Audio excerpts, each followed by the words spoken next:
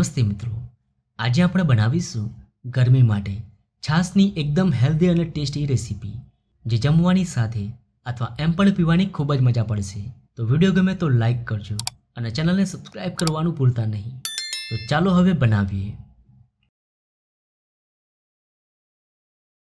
તો તડકા પેનમાં ઉમેરીશું 1 ટીસ્પૂન જીરું અને 3 મરી અને હવે આ રીતે સતત ચલાવતા રહી જીરાનો હલકો કલર બદલાય ત્યાં સુધી શેકી લઈએ।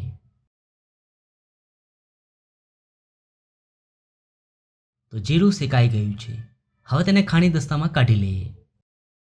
હવે તેમાં ઉમેરીશું 5 થી 6 જેટલા મીઠા લીમડાના પાન અને હવે બધી જ સામગ્રીઓને ક્રશ કરી લઈએ।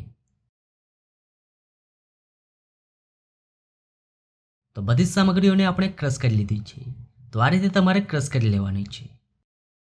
હવે આપણે એક બાઉલમાં લઈશું 1 કપ દહીં। તો અહીંયા મેં મોરું દહીંનો ઉપયોગ કર્યો છે, જેથી આ છાશ પીવામાં એકદમ સરસ લાગશે। હવે તેમાં 1.5 કપ પાણી ઉમેરી દઈએ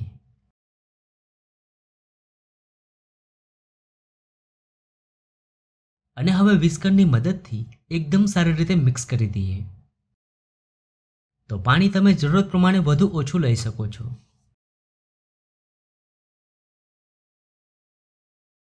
હવે તેમાં ઉમેરીશું અડધો ટીસ્પૂન ચાટ મસાલો, અડધો ટીસ્પૂન સંચળ પાવડર, તૈયાર કરેલો મસાલો,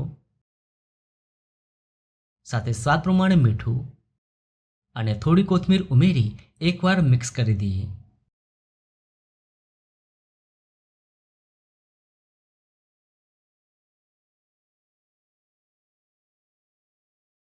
તો મસાલાને આપણે સારી રીતે મિક્સ કરી લીધા છે।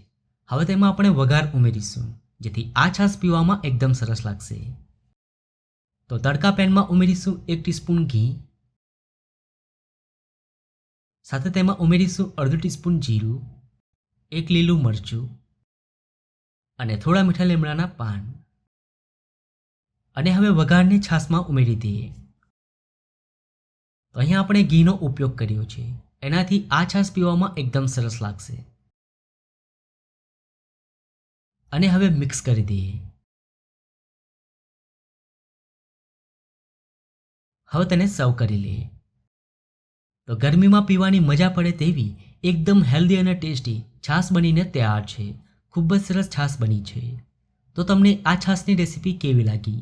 જો રેસીપી ગમી હોય તો વિડીયોને લાઈક અને શેર કરજો।